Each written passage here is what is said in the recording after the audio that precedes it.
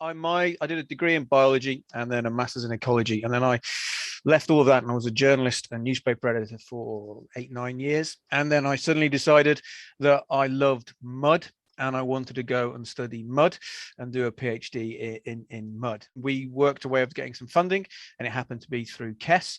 So my PhD was then looking at the creation of carbon credits using peatlands. So we know you can plant a tree and you get carbon credit from that. And we wanted to see whether we could do some management or conservation of peatlands to create the same sort of carbon credits and monetize that. So now I'm a TNR lecturer.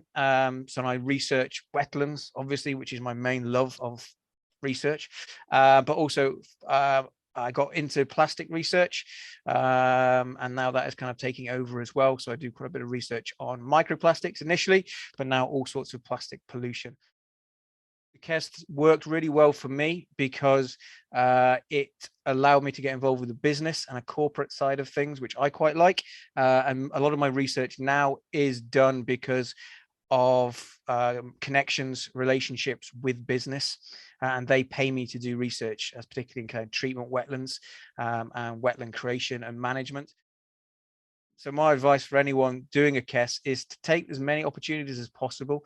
There are loads presented, and I got involved with as much research as I possibly could. So my actual final PhD probably was less than a third of all the research projects that I got involved with at the university. My PhD was quite slim. I kept it quite just down to like 5 papers, and that was it. And they were all published.